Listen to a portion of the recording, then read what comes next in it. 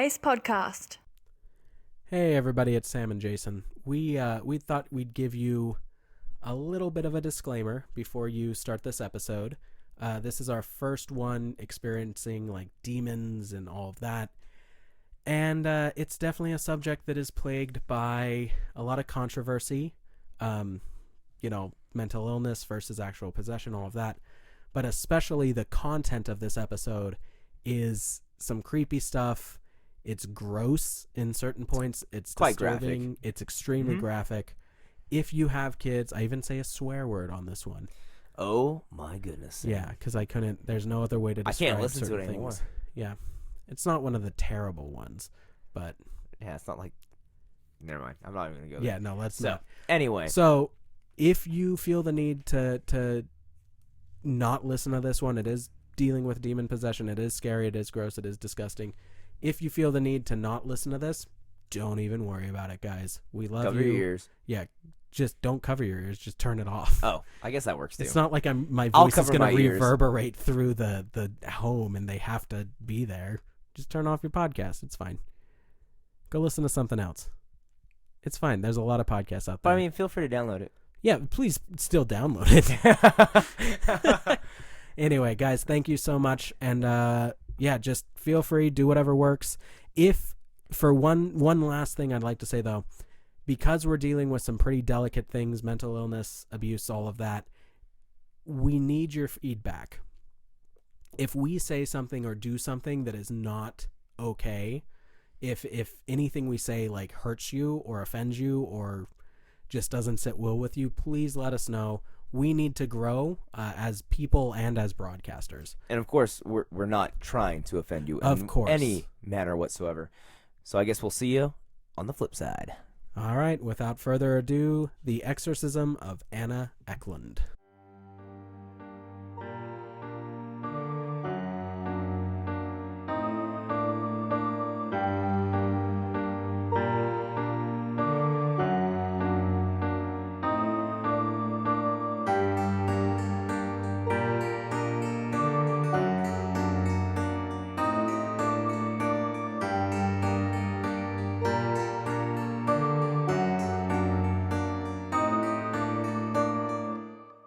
Hello and welcome to the Not Alone podcast. I'm Jason Moitoso. And I'm Sam Fredrickson.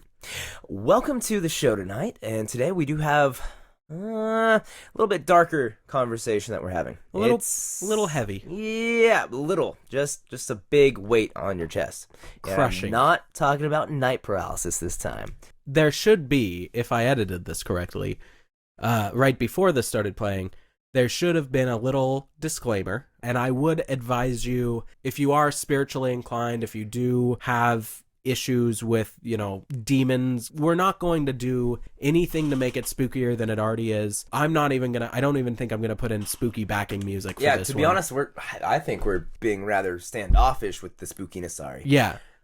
We're gonna do our best to just report the events, but the events are disturbing and unsettling, and so we just want to say, if you don't want to listen to this, don't listen to it. You can just go straight to the reviews, give us 5 stars, and tell us how great we are. There we go. We are not going to be upset if you skip this one, and that applies for every episode. We know that not everything is everybody's bag. So anyway, all right, let's get on with the show. So, Jason, would you like to formally introduce our subject? Today we're talking about the possession of Anna Ecklund. Ecklund. I think it's Ecklund. just Ecklund. Ecklund. Yeah. So I was A-okay the first time around. Yes, you were fine. Thank Perfect. Which is probably the most well-known possession in all of American history. Yeah, well, and it's certainly the most well documented, which is what makes it stand out. Multiple first-hand, second-hand accounts of it. It's not all just, oh, my brother told me that one time he met a guy who said this and that. It's a fairly well-documented account. Anyway, before we get too far into that, we're going to talk about all the heebies and the jeebies here in a minute. Jason. Yes, Sam. Tell me about exorcism in general. Its history, its purpose. Okay, that's fair. So exorcism essentially goes back as far as culture does, as far as origin stories for most of mankind. You can find some form of exorcism and exorcist religiously on almost every culture throughout the world. So I think a lot of people may think that exorcism is just primarily a Catholic thing, no, Christian phenomenon. Absolutely so that's not so the case. There are some forms of exorcists pretty much all throughout history. Exorcism takes place currently around the world and actually very prominent in third world countries, and a lot of which we're seeing in a lot of the Muslim Middle Eastern countries, and also quite a bit in Africa as well, which the Africa part surprised me quite a bit. Primarily, it is actually done for a lot of times, like kidnapped child soldiers. Oh, wow.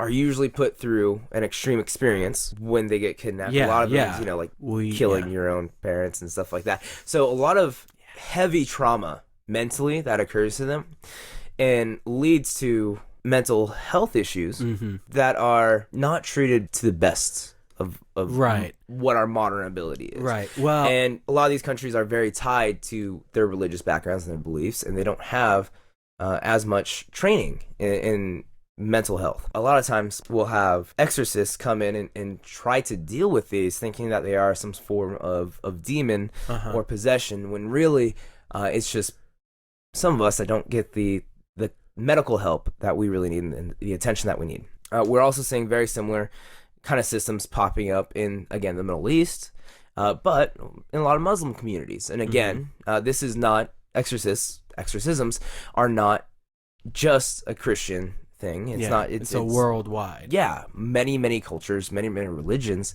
believe in possession, and I mean, heck, even we talk about it, even without being like religiously, like we're dealing with our demons, right? Like that kind of a saying. It's in our modern language, even though we're not referring to the fact that we actually are possessed by demons, right? You know, it's again a way to identify the inner struggles that we're dealing with. Well, and what I found interesting, especially because you were talking to me about it before, I didn't do any research for myself on like this, exorcism at large. I just focused on Anna. This story. And it was interesting to me how it seems like in a lot of cases, exorcism takes the place of what is needed being therapy, essentially, mental health practices. And we want to make it fairly clear. There were two main reasons that I really didn't want to do this episode. The first being that because of my life, my experiences, and my beliefs, I do believe in literal demon possession. And I do believe that it's just something you really shouldn't talk about and mess around with. That's why the Ouija board? Yeah, the Ouija board I'm never going to get in the same room as a Ouija board, in the same house if I can help I might get in the same room. Aren't they sold at like Target? That's true, yeah. Doesn't Hasbro make My them? Little Pony Ouija board. That's the first one. But the second one is because, tragically, there are a lot of deaths and a lot of, essentially, abuse that comes about in the name of exorcism. Yeah, one of the studies I found was claiming that over 370,000 deaths are attributed to exorcisms, and another 300,000 injuries. Yeah. Were attributed to it, and that's just the ones that we have in recording. I'm sure. Right. Oh, I'm plenty sure go hushed as well, which is just downright unfortunate. Yeah. Well, and that's the reason that we're doing this subject, this specific exorcism. Not only is it one of the most well-known, the most well-documented, it's also one of the most overtly supernatural. Well, thank you, Jason, for that background. Yeah, man, I learned a lot, unfortunately, and it's weird because when you Google, because that's how I started searching, just like possession versus mental health, a lot of things that you find are heavily weighted on the possession side, and there's not a ton, as far as that I could really find, that really have a scientific look into the two differences. Right. So they don't mix. There's no like national study done on the differences between what is a mental health case and what is demonic possession. Right. We don't believe that every case of possession is a legitimate possession, but we also don't believe that every case of it is just mental illness. With Anna, there's a good chance that it was both. The primary source for this episode is a booklet that's entitled Begone Satan. Now, it was written by a Father Carl Vogl back in 1935, which is about 7 years after the events of Anna's exorcism. The information, the facts presented in the booklet are verified by 3 different sources, being the 2 priests who participated, as well as one of the priest's housekeepers who was present for a good amount of the events. Now, the document is in the public domain. We are going to link to it in the show notes. We're going to try to cover as much of it as we can, but it's very thick, very dense. Did you ever see like an actual physical picture of the book? No, I didn't. Because every time you say booklet, I think of like one of those little brochure pamphlets. That's kind of how what I it was. feel. What it was do you know what a tract is? A gospel tract, a Bible tract. Basically, in the modern day, they've become even more elaborate, but is it like a little booklet that you hand out that just tells a story? Yeah, it's essentially like a pamphlet. Cool. And that is what this was. This wasn't something that was written and publicized to, make money or profit. This was written and distributed to members of the clergy, the Catholic Church. It wasn't some money-hungry grab or anything like that. It was an actual, so that they could train themselves better, essentially. Anna Ecklund was born in 1882. Her mother's name has pretty much been lost to history, but her father was a man named Jacob. Now, her mother was assumed to have been a devout Catholic because Anna, in her early life, was just extremely pious, loved the church, loved Jesus Christ, and wanted to go to church, wanted to be involved, and really was just the model Catholic kid. She just loved every facet of it. However, her father, which we're going to get into here, but he was known as a drunk, he was a womanizer, he was just a villain in general. So it's believed that it was her mother who really gave her piety. She, like I said, we don't have any accounts of her mother. We don't even know her name at this point. Anna lived a good childhood, essentially. She was your model Christian for the first 14 years of her life. However, around 14, there was a dramatic and drastic shift. And she began to show what, especially back then, were the telltale signs of demon possession. One of the telltale markers was that she found herself unable to participate in church activities and go to mass and the services. At first, she would attempt to enter the church building, but she would be blocked by some unseen force. I basically think of it just like, she's walking. She hits an invisible wall. Yeah, that's essentially how it's described. Yeah. However, after just a few years, she began to just show an aversion to religious artifacts and imagery in general. She couldn't see a picture of the cross. She couldn't speak the name of saints or anything like that. And those are, when you're looking for demon possession, that is usually where that sort of stuff starts. She also began describing what were referred to in multiple of these old accounts, these old first and secondary sources, were deprived and disturbing sexual acts that she had an incline to carry out. It doesn't say what that was, and honestly, I don't want to know. It does state at the end of the booklet that she didn't actually participate in any of these. These were just urges that were overwhelming her. She described voices from within herself that would encourage her to rebel against the church, and she also started to get violent, essentially. She reported that when priests would come to try to console her, that she would get the urge to throttle them. She wanted to strangle them, and she would break religious artifacts that were put in front of her. Now, one other interesting element, even though, back in the 1920s, it was, or back in this would be the early 1900s, it was definitely not like an enlightened period of understanding regarding mental illness. But one interesting element is that Anna Ecklund, her story did not immediately jump to demon possession. And the thing to note, especially in the Catholic Church, is that you don't just have rogue priests going around performing exorcisms left and right. These things have to be sanctioned. They have to build a case, they have to present their case to their bishop, and then the bishop has to sign off on it and says okay. So as a part of all of that, of course, she went to see doctors. They all the people who took her, it doesn't even say. I would assume it's the priests, because her father definitely couldn't care less. But the priests described what she was doing and exhibiting as hopefully just signs of nervousness, signs of anxiety, hysteria. Maybe it's just hallucinations.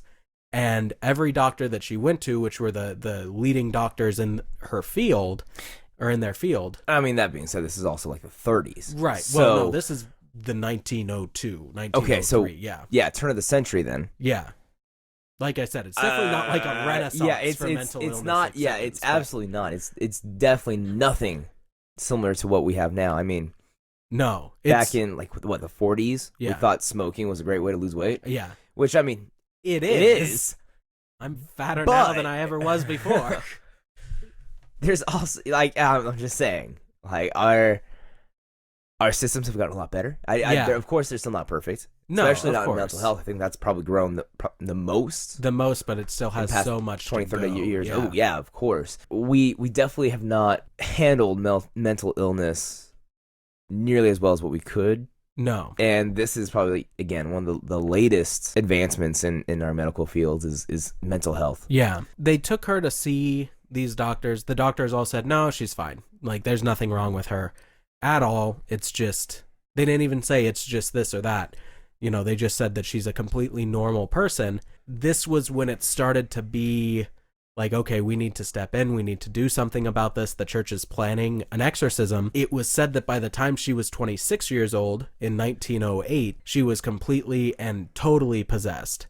And her first exorcism was actually performed on June 18th, 1912, by a monk of the Capuchin order named Father Theophilus Reisinger. We're going to say Reisinger. That is a name. Yeah, Father Theophilus Reisinger from Wisconsin. By all accounts, it was a successful exorcism. The demons left and all of that. But the booklet, as well as all the other sources I found, cite a verse in the Bible. This verse it's Matthew 12, verses 43 through 45. And essentially, I'm going to read it here in a second, but essentially what it means is that if a demon's expelled and the possessed is not properly safeguarded against further possession, that the demon's going to return, and it's going to return sevenfold worse than what it was. So that's what this verse states. It says, when the unclean spirit has gone out of a person, it passes through waterless places, seeking rest, but finds none. Then it says, I will return to my house from which I came. And when it comes, it finds the house empty, swept, and put in order. Then it goes and brings with it 7 other spirits more evil than itself, and they enter and dwell there, and the last state of that person is worse than the first. And this does seem to be, by all accounts, what did happen with Anna. After a brief respite of peace and calm and happiness, her state worsened drastically, and she found herself tormented night and day. These urges, the same sort of ones she had earlier of, kill the priest, break the cross, destroy this religious imagery and these relics.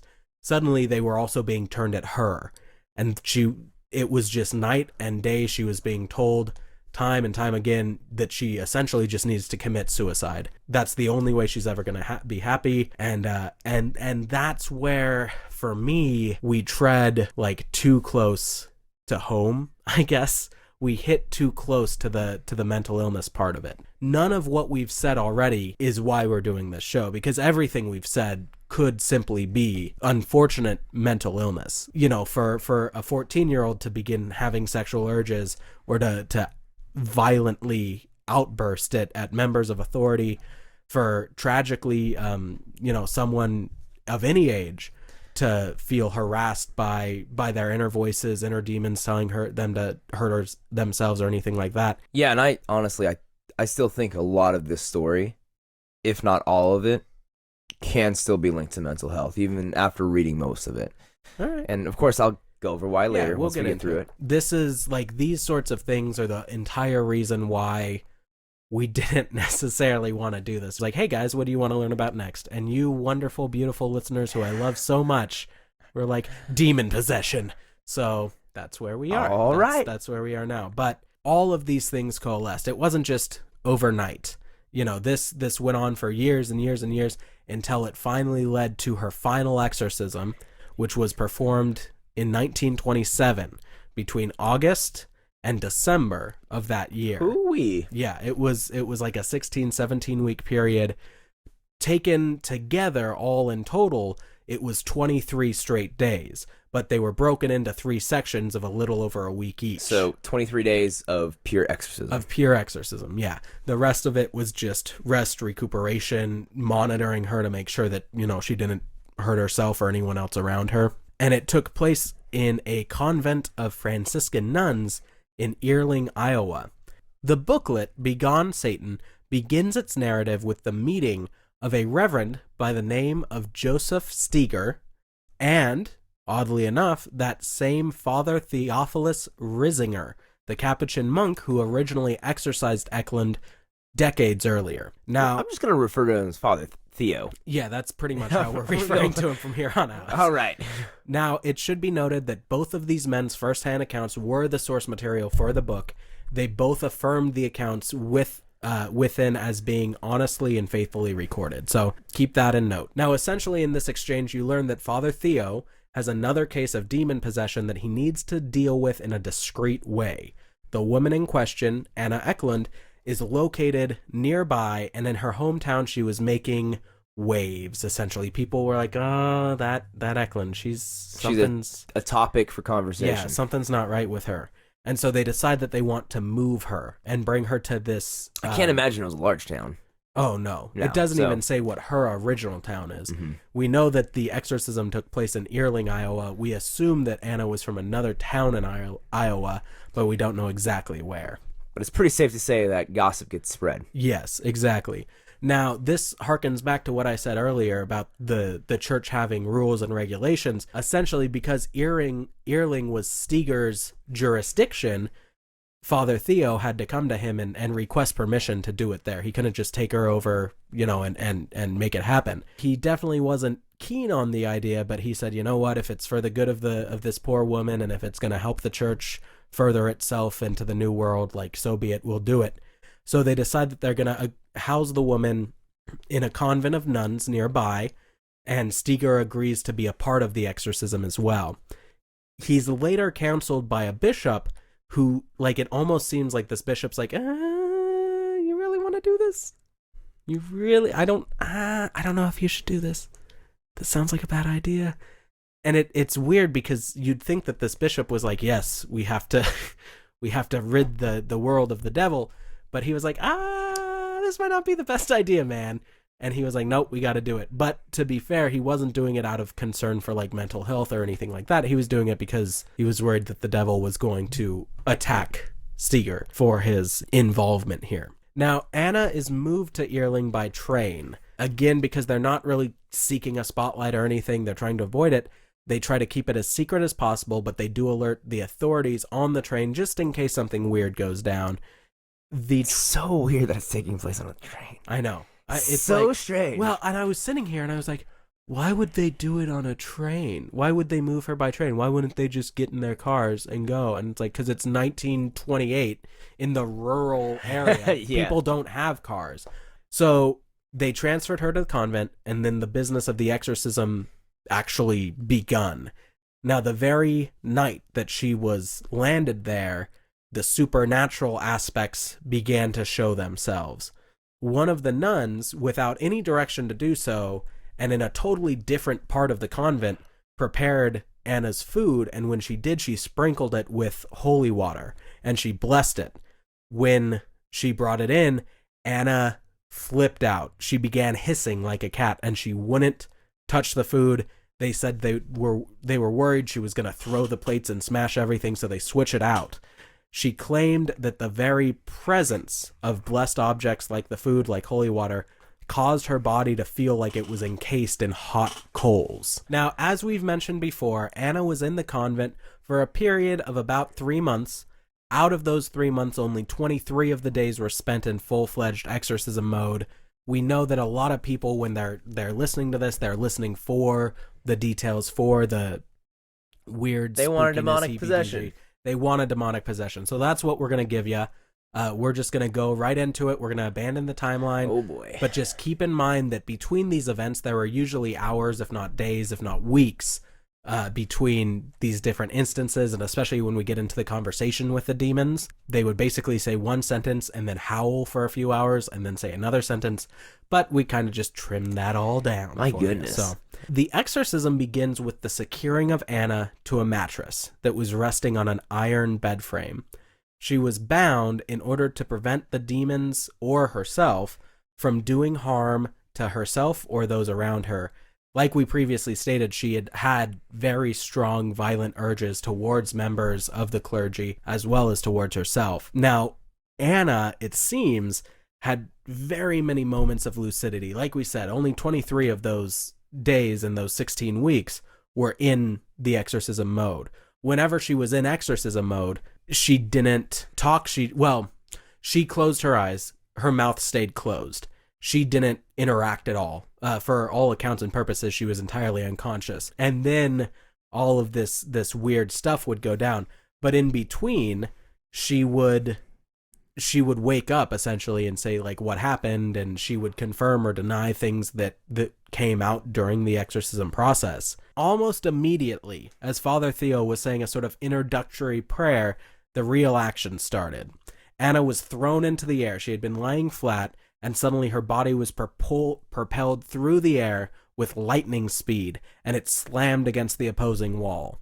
She was levitating. They grab her by the ankles, and they essentially rip her from the wall and then bind her again on the bed. Right after that, as the prayers continued, suddenly the howling started, and this howling, by all accounts, was consistent throughout the entire exorcism process.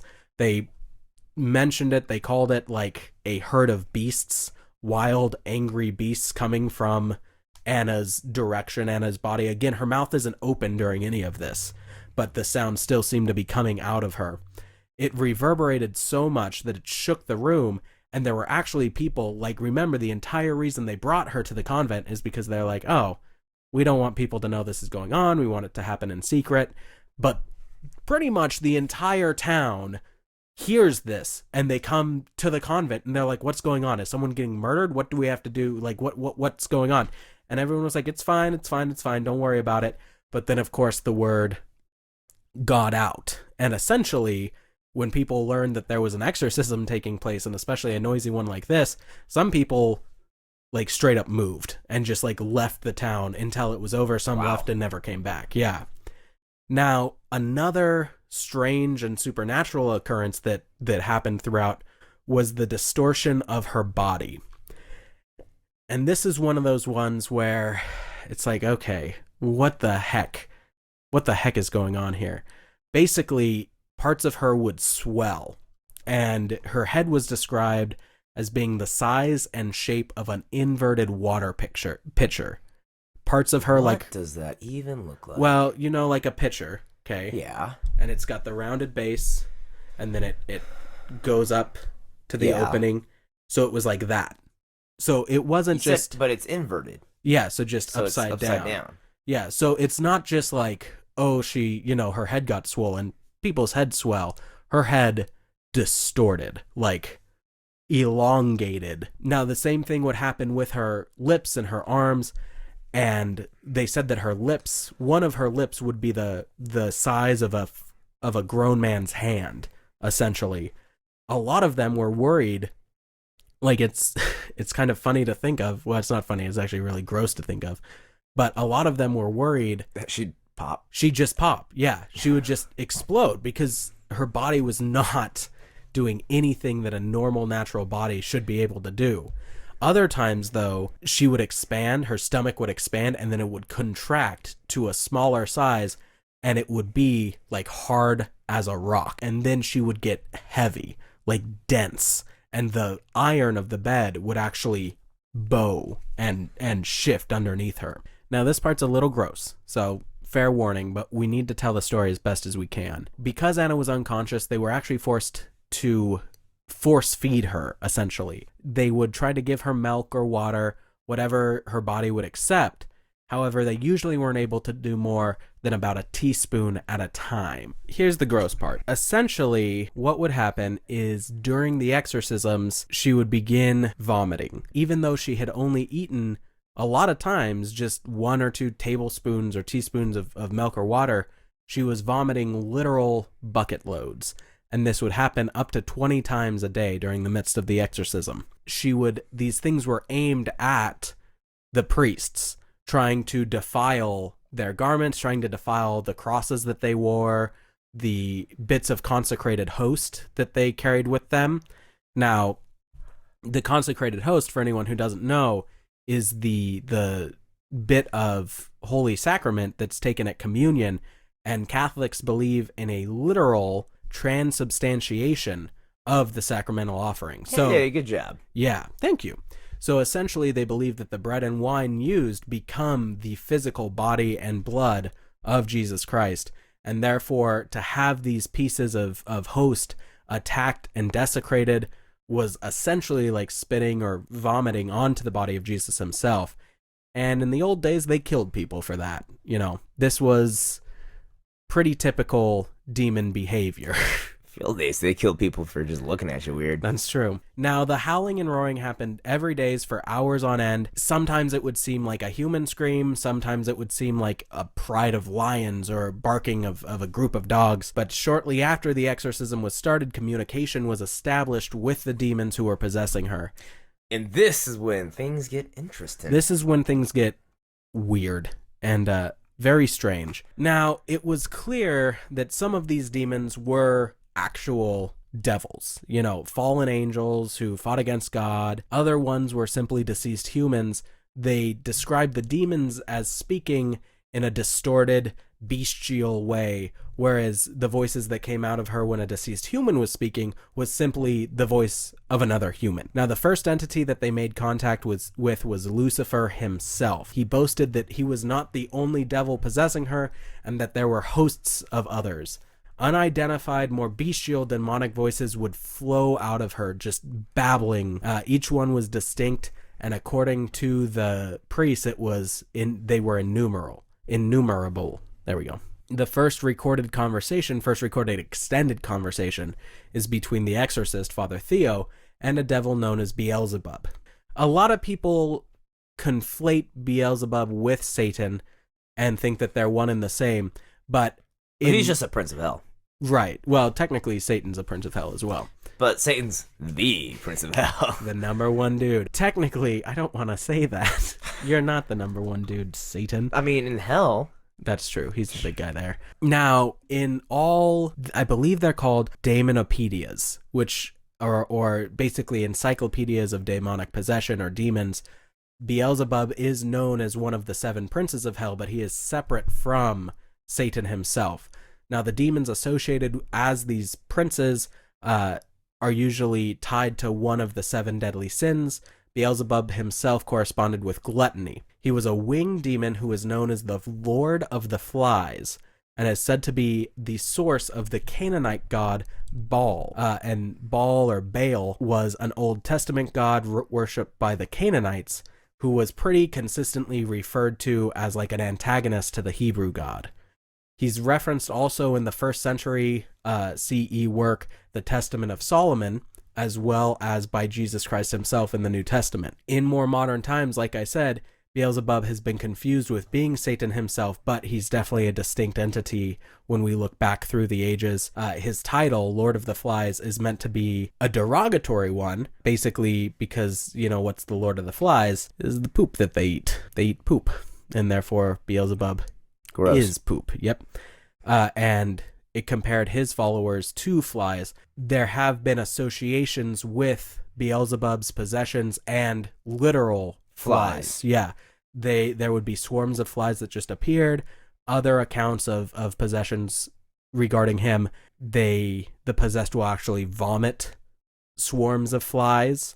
Accounts of Anna's possession do refer to flies that just appear out of nowhere. However, I wasn't actually able to find that in the source material. And let's be honest, flies get inside. I don't know how they do it, but they do it. The conversation with Beelzebub is mostly unproductive. It's kind of a snapshot of a theological and demonological debate regarding the possibility of fallen angels atoning for their sins, as well as the power of structure of hell. But what's important is that Beelzebub confirms that he was sent by Satan to possess Anna and has been possessing her since her 14th year. During the exchange, Father Theo spoke in English, German, and Latin, and the demon responded in the correct language without missing a beat. One other important fact that comes into light is that the demon was first sent into her by Lucifer at the request of her father, Jacob, who we're going to talk a little bit more but he is a real... What a D-bag. Piece of crap. Yeah. Yeah, if we weren't striving for a safe for work rating, I'd have a lot to say about him. But Beelzebub would also mock Father Theo if he mispronounced a word or misspoke. And finally, Theo asks why Jacob cursed his own daughter, and Beelzebub essentially says, ask him yourself. So that's what they think is going to happen. They say, okay, bring him forward. And then another voice starts, and this is a human voice. It's completely different from Beelzebub. It just sounds like a man speaking. The next entity that introduced themselves, they thought it would be Jacob, but it was actually that of Judas Iscariot. And for, the few of you out there who don't know, Judas was the disciple that betrayed Jesus Christ to the Romans for 30 pieces of silver. Shortly after that event, Judas committed suicide. Most commonly told as him hanging himself in a desolate field, which essentially, because they never got to pay Judas, they used that money to buy the field and turned it into a graveyard for the body of suicide victims because they couldn't be buried in consecrated ground, according to the old belief. Because of this, Judas is sometimes referred to as the patron demon of suicide. Now, in Dante's Inferno, Judas is one of three beings, the other two being Brutus and Cassius, who betrayed Julius Caesar, who are condemned to be eternally devoured by Satan himself in the lowest... Yeah. So here's the thing, because Dante's Inferno was written by Dante, who was an Italian, a Roman, he obviously deified Julius Caesar. Right. Whereas, Caesar was definitely an amazing individual. He was also a tyrant. Yeah, exactly. Yeah, so it's like, okay, yeah, they probably don't deserve it. Judas, yeah, that's. I'm not gonna lie, but being stabbed over 50 times, that's a little rough. It is a little rough, isn't it? But you gotta get things done. You gotta do what you gotta do. Such is politics, When the voice of Judas comes through, he immediately begins just spitting and vomiting and trying to get the consecrated host held by the priests to just be soaked in that. Upon questioning, Judas would explain that he had been included in the demonic caravan to try to cause Anna to kill herself. And it was this voice that had been urging her to do so since her 14th year. And he says some really problematic crap about suicide in general that we're going to touch on here, but it doesn't necessarily mean that we believe in it or support this interpretation at all. Essentially, I don't quite understand. I'm sorry. I'm going to stop you right there. Please. Why are demons that are possessing someone egging them on to commit suicide? I mean, they finally have a prime spot of real estate. Mm-hmm. Why do they just want to get it off? I mean, I get it. Yeah. Another soul in hell. Theoretically, demons are just, self-serving. So why would they want their body to die? Well, you have, and he kind of they talk about this because they also interrogate, in addition to the big four that we're doing now, they also interrogate a lot of lower level nameless demons. Essentially, the demons are cursed into a person by Satan himself. They have a mission, and the mission is cause this person to kill themselves. That's given to them by Lucifer, who, if they fail, is just going to torture them even worse. But if they succeed, hey, maybe they get to get out of hell again for a little while. Maybe he doesn't, hurt them so bad the next time around. And then with the chief lieutenants, like Beelzebub, like Judas, not technically a lieutenant or a prince of hell, but still up there on the hierarchy, it's because that you're right, they do have a body, but then as soon as this one's gone, they can go to a next one. Those ones don't really spend too much time. It's more like Airbnbs. Exactly. Yeah. Thank you for that. That's terrible. I mean, yeah, always treat your Airbnb well. I mean, of course, you want to get good ratings. Don't vomit on it. Please don't. Please. So that's the idea, is that they would just body hop. And you know, they're trying to get people to kill themselves because, yeah, another soul in hell, another person condemned. I mean, I could go on an entire theological ramble. I won't. I could, though. Please don't. So we're not really going to try to unpack what Judas said, which is essentially that people only kill themselves because demons tell them to kill themselves. Every suicide is linked to a demon possession, is essentially what he's saying. Finally, they were able to get Jacob to come to the forefront of the proceedings. As with... It feels like a trial. It really does. Kind of is, and yeah. the way that they portray it, that's exactly how it is.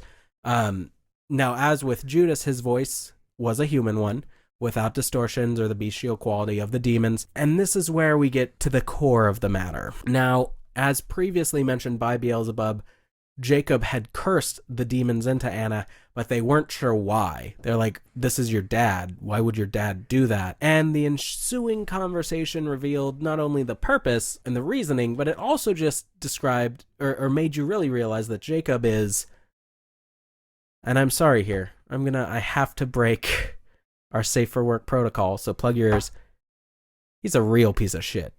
That's essentially what this comes down to. Darn, I thought you were like gonna go. No, I don't want to make it too bad because we have younger listeners, but fair. I can't describe him any other way. He's a bad He's guy. a pretty screwed up individual. Yeah.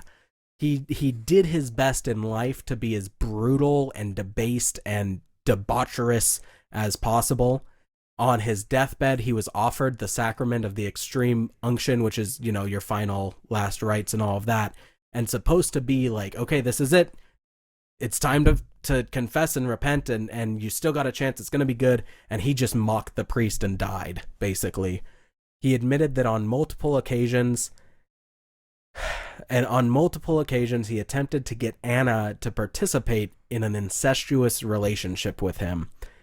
She obviously refused, and that's the cause of the curse. He and his mistress, who was a woman named Mina, who was the village witch, essentially, and also Anna's aunt, but it doesn't clarify if it was his own sister or his dead wife's sister, they worked together to curse her. They'd use black magic on the spices and the food that she ate, and ingredients in that food. They would invoke demons to possess her and open her up to torture, essentially.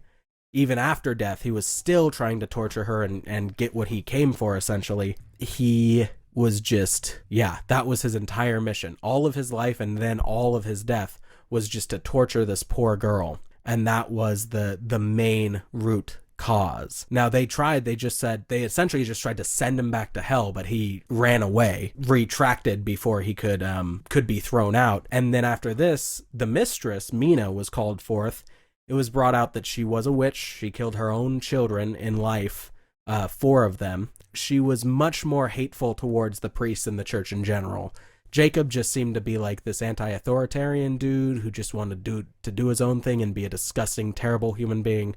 But Mina actively hated and rebelled against the Catholic Church and Jesus Christ. Together, they conspired to torture Anna, and even after death, made a deal with the devil to be able to come back and continue torturing her. Once Anna returned from the unconscious state she was in, they asked her, is this true? Did this happen? And she confirmed that, yes, this did happen. She doesn't elaborate on it, or she may have, but it's not elaborated within the text. Anything you want to say about all that, Jason? Do you really want me to dive into it now?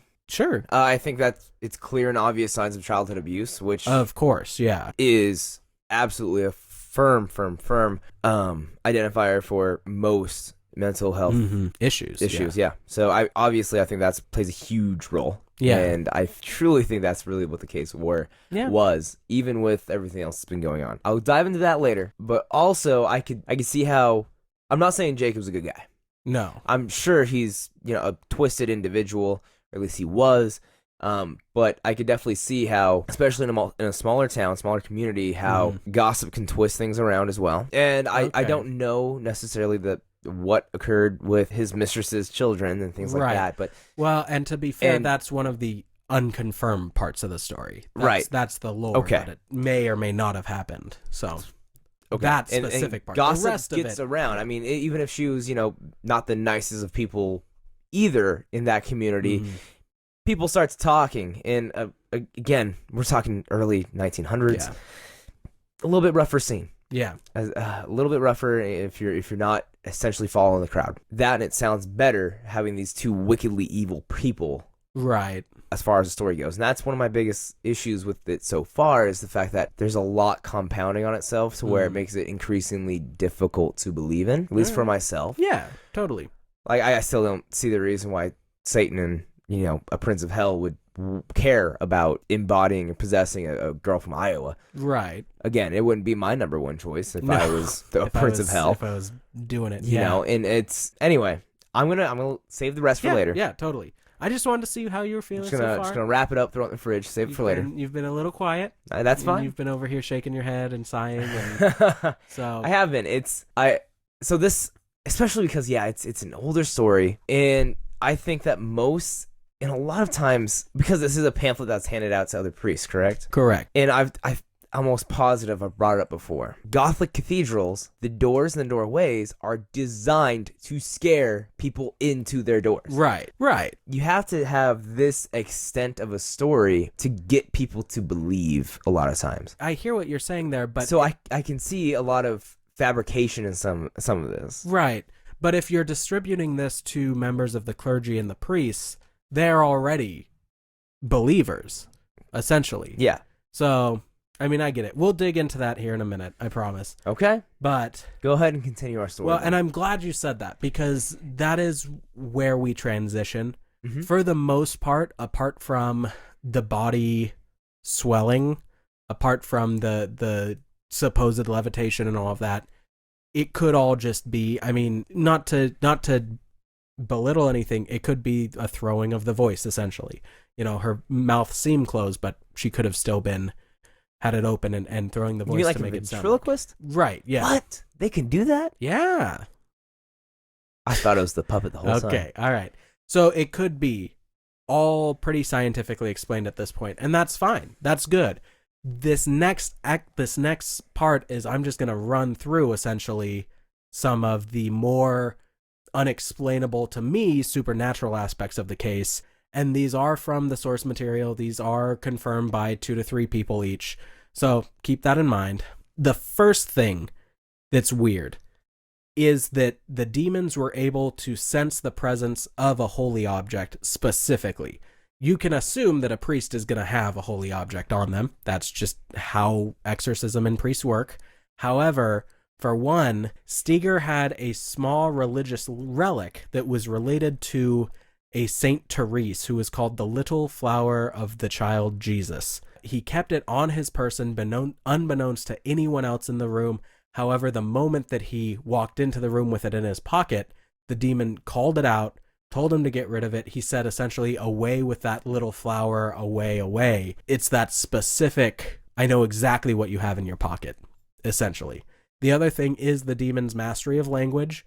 In one experiment, a piece of paper bearing an inscription in Latin, believed to be a sacred prayer by everyone in the room, but really just a passage of literature, was placed on the possessed's forehead. Even the nuns in the room thought that it was real and authentic, and they were surprised that it invoked no response. However, when it was switched for an authentic prayer, Anna howled, and the prayer, without being touched, tore itself into 1,000 pieces. When it was Lucifer possessing Anna, he gave bizarrely specific information regarding the crucifixion of Christ, like as in how his feet were nailed to the cross.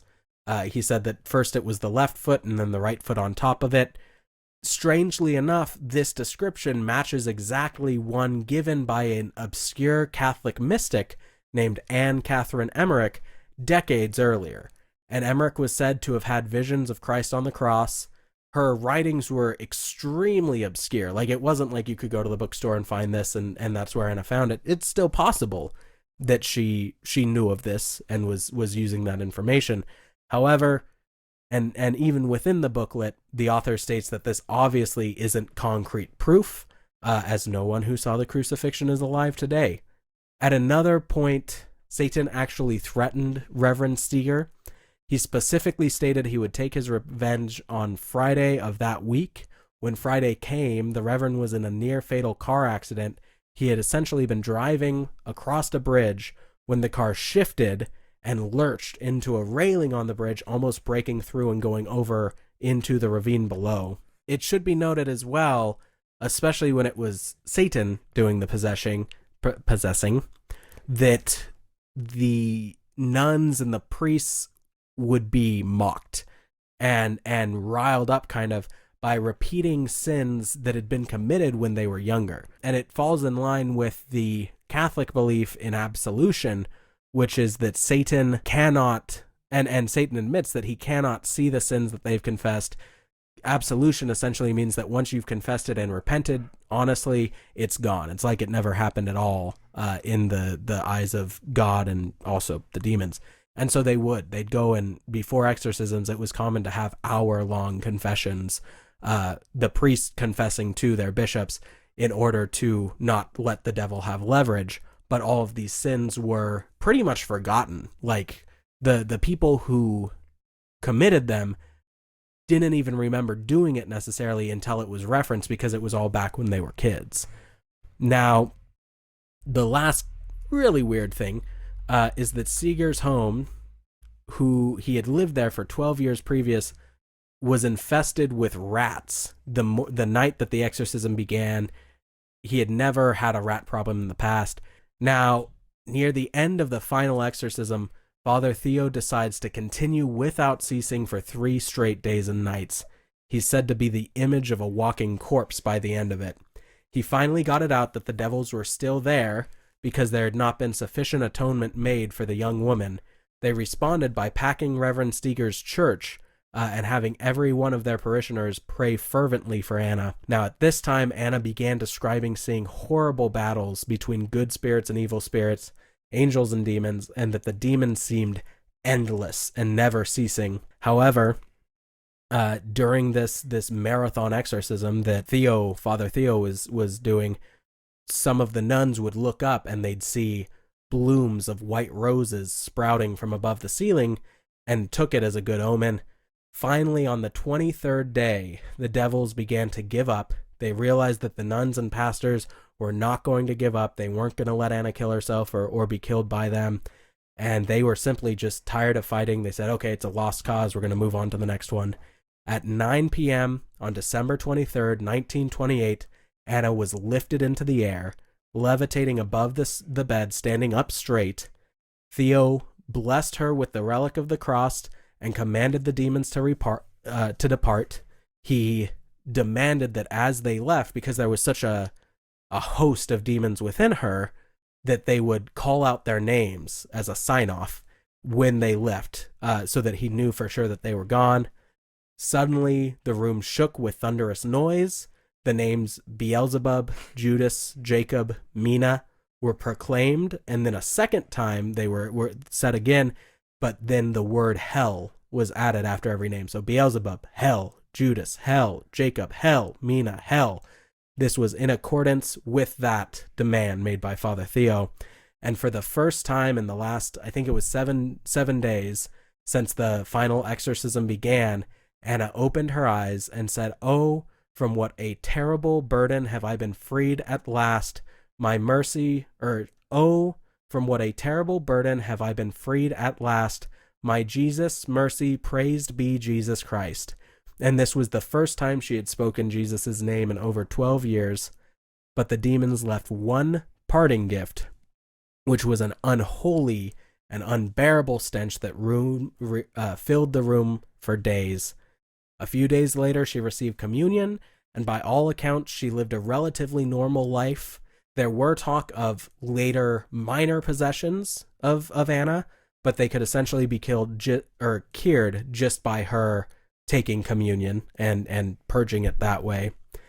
The booklet ends with the testimony of Teresa Wegner, the housekeeper of Father Stiegler, who claimed that all these things were correct. She also, it's interesting because she also names people who interacted with Anna and mentioned that all the nuns were transferred a year later due to not being able to stay in that convent because of the memories made there, which is interesting. You could essentially, back in 1935, go to these people that she named and said, "Hey, did this happen? You know, is this real?" And in theory, they would have said yeah, that happened, or we saw this, or we did that. The story also references, as like one last piece of sort of collaborating evidence, it also references a woman named Teresa Newman. She was extremely strange. I don't know that we're going to do a show on her. I don't think we are, but we might. Who knows? She was a visionary in Connersreath, Bavaria, in Germany. Oh my gosh, dude. Bravo. I was waiting on that. Boom. I probably mispronounced it, but at least I said it with authority. It was confidence. That's what sold it for me. How many times did you practice that in the mirror? None. I never practiced these pronunciations, as is evident by Steger and Steiger and Risinger and Reisinger. Steger? Steger? Bipedal? Bipedal, I mean. Yeah. It's got 2 pedals. Right? That's how I walk, on my pedals. We're so close. She claimed to have had a vision of the same great battle that Anna had between the angels and demons at the same time, and confirmed the reality of the exorcism that had happened a year or an ocean away. Now, all told, the exorcism took 23 full days from dawn to dusk, and Anna's time in the convent lasted from mid-August to late December in total. Her case is one of the most famous in the world, pointed to again and again as a genuine account of possession. It's been written about at length, mentioned in every Daemonpedia in the world, and even adapted into a real crappy movie. It's got like 5% on Rotten Tomatoes. See, I knew it was in a movie. Yeah, that one came out like 2 years ago. But okay. It's been everywhere and it's done everything. So it's been 3 weeks since you looked. It's been 3 weeks since I've thought about anything normal. Right? I know. It's been 4 months since I've thought about anything that's fair. normal. That is fair. All right, man. I know you didn't talk. I know. Well, you talked a lot, but patiently. by the time this is all edited, it's going to sound like you didn't talk at all. Yeah, I know. It's because I got a whole lot out of me at first, and then I just let you do your little thing. I appreciate it. And I guess it's time for you to let me do my little thing. Yeah, let me have it. Just talk. Sam, would you like to know the differences that make that separate a bad lie from a good lie? The details? Exactly. Would you say that the devil's in the details? Oh, absolutely, 110%. This is, I honestly think, just an incredibly good story to cement your faith. That if you are a priest, especially a priest like training on exorcism, a story like this would 110% make you feel concrete about what you're doing. Mm-hmm. And I'm not saying it's wrong, and I'm not saying that it's a complete and utter lie, and I'm not saying that religion is silly, but what I'm saying is that you do have to look at some of these stories with an eye of scrutiny, and there are a lot of things that are over the top with it. All right. I also think it's you mentioned it that Teresa Newman. No, it wasn't Teresa Newman. Teresa Wegner. The house. The Weger. Yeah. Listed out the names of all the nuns that were there. Uh-huh.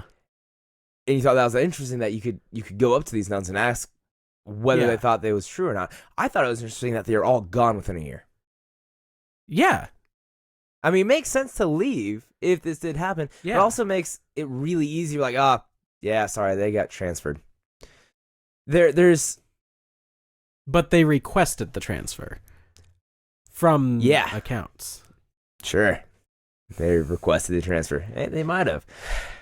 It's I think you that gotta a lot believe of this, a little. You gotta try to give at least the benefit of the doubt. Before we even recorded this, I told you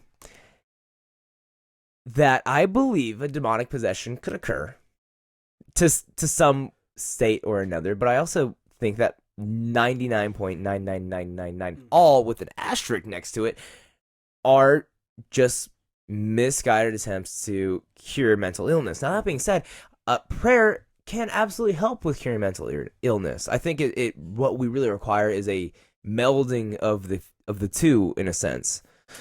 Faith and medicine. Yeah, especially when it comes to that. mental health. I definitely, absolutely think that anyone that is performing these kind of acts should absolutely have some medical training in the mental health field as well, because there is probably a discerned difference between the two. Mm-hmm. No matter what your faith is, there are definitely times where it absolutely is going to be mental illness over the fact that a demon is possessing you, or a subject that you're there to help. Yeah. I don't know, man. It's okay. All right. It's a great story. So you think it's just a story? Yes. Okay.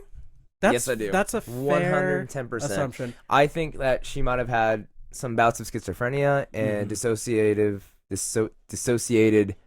personality disorder. Mm-hmm. And I think it was all linked because for most of her life, what she knew most of was scripture, was of her religion. Right. For her other personalities to take form as demons and devils makes a lot of sense, especially for the turmoil that she was experiencing from her father in a young age. Right. There are plenty of ways to connect and associate those with one another. That, and I think, it's a bit over the top as far as the story goes. I mean, for myself, it's to the point where all these little details are added in, and all these, like, it wasn't just like a prince of hell. There was Satan himself in her. Right. It's and when you it's look, hard for me to say he has nothing better to do. Right. So when you look at, which we didn't cover, if he exists, we went into to start with. We went into a lot. I mean, we went into a lot of this booklet. There's a lot more we didn't go into. And he talks about the reasoning behind it, which, again, take it as you will. It's basically a trial run for the Antichrist, essentially.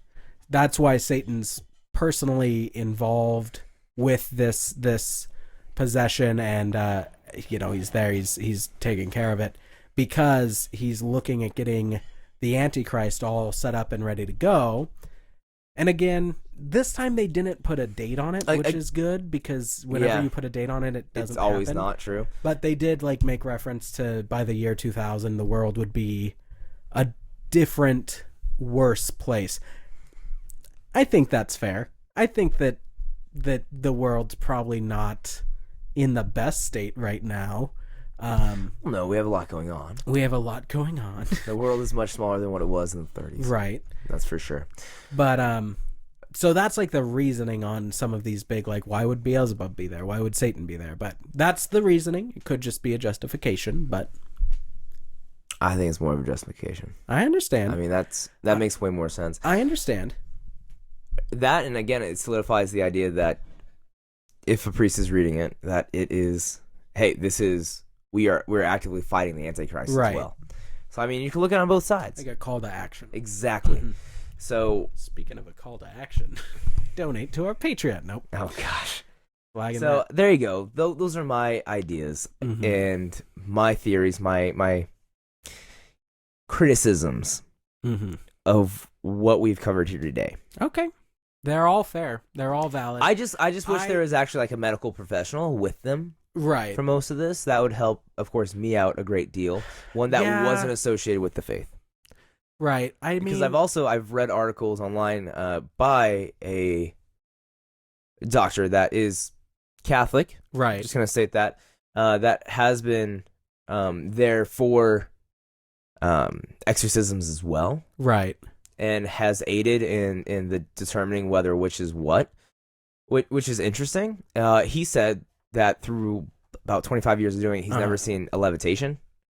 While which other is exorcists, one of those hallmarks. One of the hallmarks that, because of modern, pop culture, we assume that levitation's involved with every exorcism. Right. And it's just not the case. It's not, no. But that being said, he has spoken with others that have clearly stated that they have witnessed levitations as well.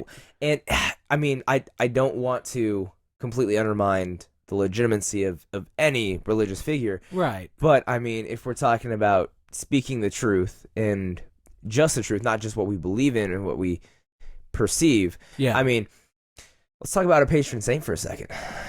Right. He slayed a spider that was transformed into a woman. And vice versa. Woman that was transformed into a spider and then transformed back to a woman. Yeah. But it wasn't like one of those tragic things that you see where it's it was a werewolf and then I killed it and then it was my father and then my father was dead. She was just fine. Yeah. So she turned out okay. You know, Yeah. I think you should How I feel. always look into. I think you should always do your own research on things. Right. Yeah. That's Always, the entire always, point of the show. Yeah. always look into things yourself, and of course, 110% make your own opinions on things, and that's really what we talk about. That's what we're here for. Yeah. We're just here to guide you. We're just here to help you. You solid with it? You good? I'm solid. So, I mean, for me, your opinion is definitely a valid one. Just the wrong one. Yeah. I mean, That's how I feel about them aliens, and it's too. because of a lot of things. It's because of my own spiritual background, my own, belief system experiences. I agree with you on a whole lot of points. I think 99.99% is not misidentified. Or if it's not misidentified, it at least doesn't have to be as big and bad as it has been made. Yeah, like you don't have to be tying people down and essentially throwing water and all of that. You can just do a more quiet, calm, persistent act instead of one big act, one explosion of faith. You can just have faith throughout that should ideally help. Why do they have to force feed her if she's been eating normally outside of the sessions? Because the sessions would last for 7 days at a time. Dude, she has to be drinking a lot more water than I know. No, I understand. But it's things like, especially that. It's not humanly possible to survive. And what we conflate, and I think what your problem, let me tell you your problem. What's my problem? Yeah, well, your issue is it my anxiety? It could be. Your issue as well as the issue of a lot of people. I mean, the fella had a great line. This is in the introduction to the booklet. For a time, it was fashionable to scoff at demonic possession as part and parcel of an outmoded superstition of bygone ages of ignorance, like the attitude of a lifetime ago in regard to the miracle of Lourdes, which is a different thing. But the facts are stubborn, also against the scoffing of so-called enlightened criticism. Stubborn facts cannot be denied even when they baffle all natural explanation. The absurd thing about such a position is that the critics just know, in quotes, that supernatural or preternatural phenomena simply, again in quotes, cannot be. So, to me, there's obviously an element of faith, not only in this specific case, of course, but in the paranormal in general. I have faith in the paranormal, and critics have faith against the paranormal. Basically, what it comes down to is we read these things and we say that's not humanly possible, that's not physically possible, and therefore it couldn't have happened because it doesn't fit with our understanding. You mean the laws of physics? Our understanding. There's been a lot that we've covered here that both in this episode and throughout the show, and hopefully for the next many, many years that we do this, that don't fit with our understanding, but do have, some sort of evidence, some sort of trace evidence that something happened. And it's at that point where as a true believer, I am more than happy to open my mind to the possibility that I might be wrong.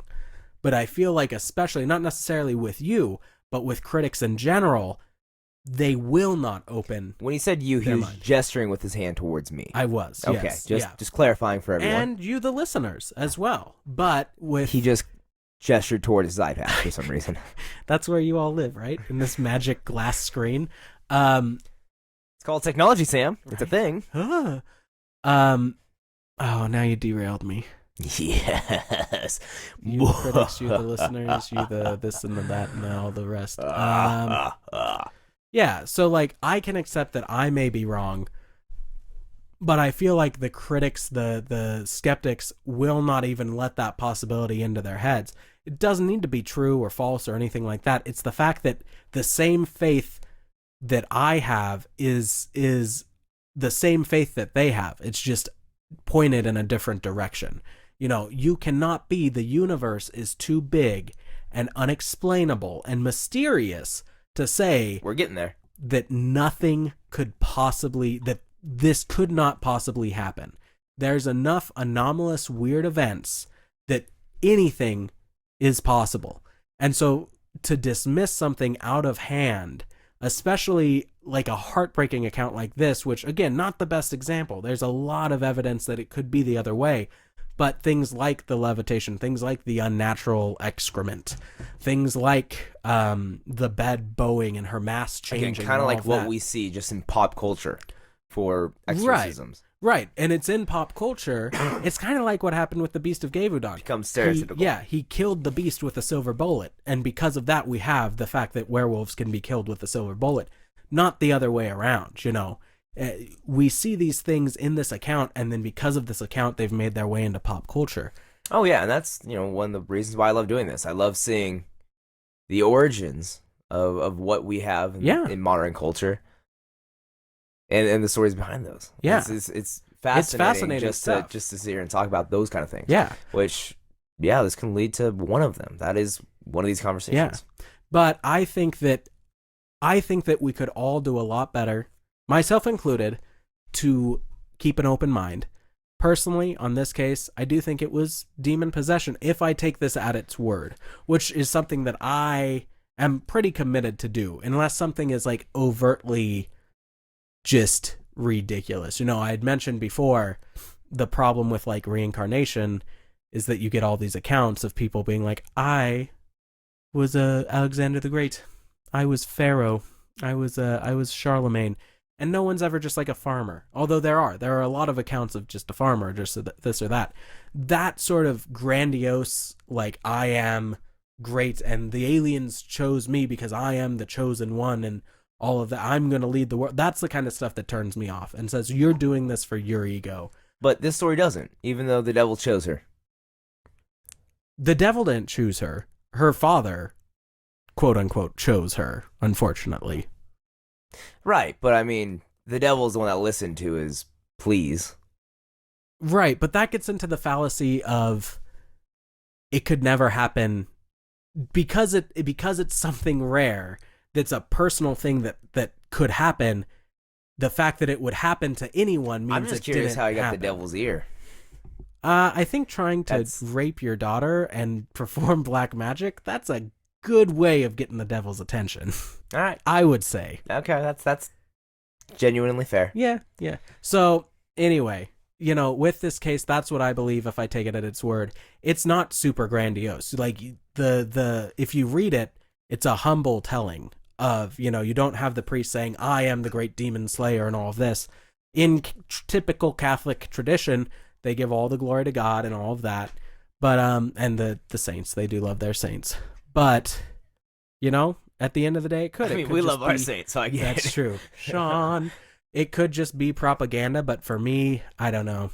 To me, there's something more to it. But, who knows? Again, man, the Catholic Church has been using fear for quite a long time. Right, that's true. But anyway, all right. I'm no offense to any Catholics. No, I'm we truly love our not. Catholic I'm just saying, fans. Yeah, historically speaking, it wouldn't be the first. Yeah, that's fine. I think that's fair to say. Yeah. Anyway, we're 2 hours and 15 minutes in. That's it. Just 2. My poor. God, I feel like patrons. we've been here forever. All right, we're gonna move forward here. We're gonna keep going. We're almost there, and then I'm gonna freaking edit this, and it's gonna be great. So I hope so, guys. We had a great week for reviews. Thank you to everyone who reviewed. I'm gonna call out everybody here in a moment, but we also had once a month. I think it's like the 15th or the 17th. We get our international reviews in, and we're actually gonna read one of those today because I really like it. And this is from, I believe it's Sam H. It's S@MH from the UK. And Sam says, I couldn't sleep the other night. I'd listened to this show as I was getting ready for bed, and as I lay there in the dark alone, I was so thoroughly creeped out by the story of the Beast of Gavudon, I was awake until 4 a.m. Now bear in mind that I am not a squeamish person, so I'd consider that to be a measurement of how well crafted and presented the story was. Consider me a fan. Thank you, Sam, because that's my favorite episode, and too. If your name is Sam or S@MH, wherever that might be, let us know how our British impressions were. Oh, please don't. Give us some pointers. Remember that we're cutting that out of the normal. We're probably going to be episode. cutting this out too. There you go. No, I think I'm going to leave it in. Ooh. For anyone interested, we'll get to Patreon here in a minute. But for anyone interested, there's a good 10-minute ramble at the beginning of this episode where we try out some accents, and it's terrible. Well, it's really bad. Yeah, it's pretty rough. So we're going to call out, we're going to say big thanks to all of our international reviews. Sam H. from the UK, Solway84 from the UK. This one that I have no idea who this could be, but Fairy Tales for Unwanted Children from Canada. Who's that? I love you, Scott. Kirk Knowles from the UK. Don't tell Katie. Katie doesn't listen to the show. It scares her too much. I don't blame her. That's fair. XO Chill 66 from the UK, and Jody Australia from Australia. I'm pretty sure I know what Jody that is. And Jody, you're fantastic. And then thanks to all of our at-home listeners as well, we have Ajaz Janet, M. Joe Alexon, Double Nope, Charaded K, J. Ham, and now we have an elephant in the room. If you follow us on social media, you'll know that we actually received our first less than 5-star review this week. It was 2 stars. Can we read it, please? Yeah, we should. I will read it, because here's the thing. I've been around podcasting enough, and none of the podcasts that I admire and try to emulate do this, but I've been around podcasting long enough to have heard a lot of people like get a negative review, and then they either try to hide it, or they bash it, or they say, oh, what an idiot. We're not going to do that, because every week I come on this show and I say, I would love to hear what you think about the show. Literally anytime I mention it online, I'd say, I'd love for your feedback. I'd love to hear what you think.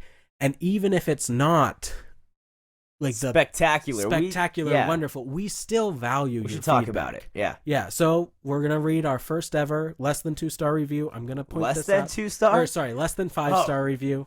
Wow, that's not, Well, what I'd like to point out, I'm gonna brag on my listeners. We a got little a bit. 5-star review.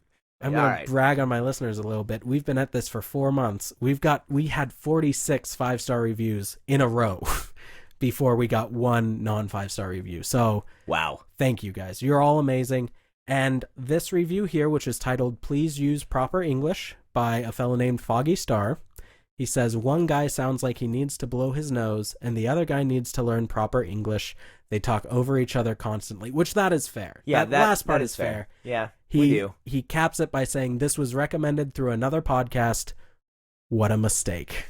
So, all right. There's that. I'm down with it. I'm good Challenge with it. And you know what, Foggy? Yeah, Foggy, if you're listening, I don't know that you are. Probably not. But if you are, thank you for your feedback. We appreciate it. And guys, I'm serious. We value any and all feedback. We're currently sitting at 48 iTunes reviews. My goal is to get to 50 by July. So if you haven't reviewed the show yet, maybe think about doing that. It helps us a lot. And then we have 2 new patrons. Oh my gosh. 2 of them. All right. So the first one is from the Netherlands, I believe. Okay. I believe this is... You're doing a lot of head nodding through this. I believe that this is his name, and if you're listening, my good friend, and I mispronounced it, please let me know, and I will say it again next week. I believe it's simply Martin. So it's spelled a little differently from the Martin that I know, but I think it's just Martin. So... That's what I would say. No, I wrote Martin in the notes. That's not... Okay. I'm like, yeah, dude, that's Martin. Yeah, so... Martin, if that is your name. If I said it incorrectly, please let me know. I want to make sure I'm pronouncing everything right. But yay, Martin! Yay, thank you, Martin. And then we also have our good friend Rob Christofferson, who we mentioned last week about his podcasts, the Turnbuckle Binge and the Maddie in Progress. He had a great interview on the Mad Scientist podcast, and he's just an all-around great dude. Like, I just like this individual. So yay, Rob! Thank you, Rob.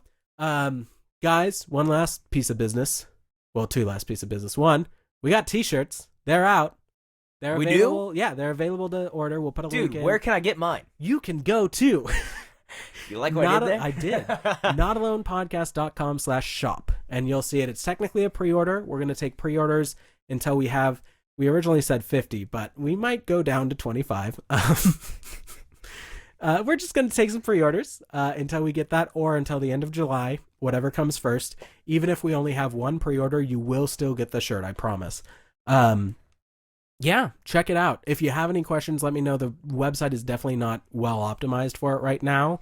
And if we need to figure some other way of doing the transaction and getting you the shirt, like, we can work with that. So take a look at that, guys. You know where to find us. We're on Instagram at Not Alone Podcast. We're on Facebook at Not Alone Pod.